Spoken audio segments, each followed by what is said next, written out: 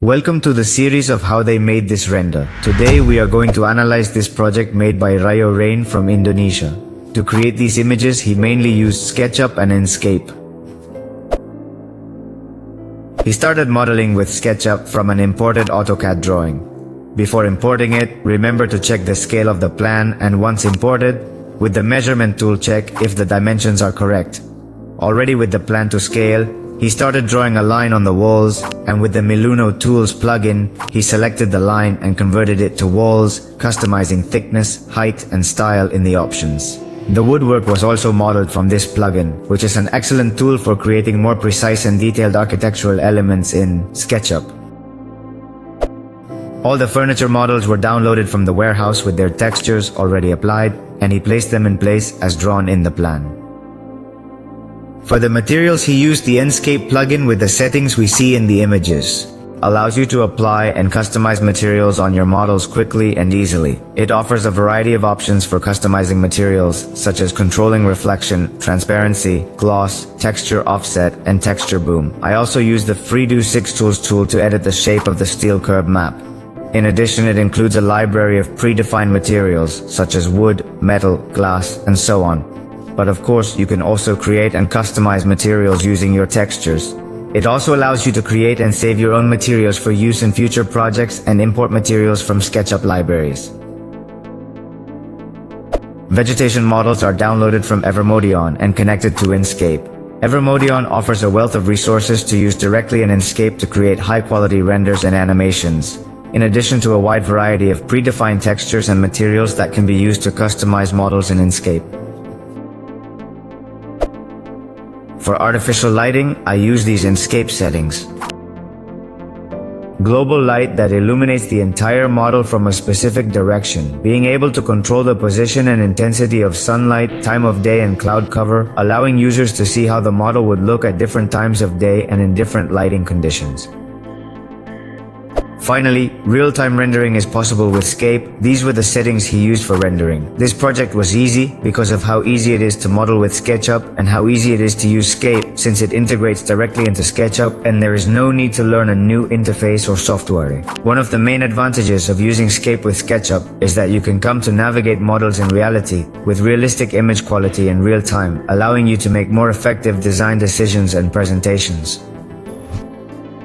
We leave you with the rest of the real-time walkthrough, but first, if you found the video interesting, please like and subscribe to analyze more projects.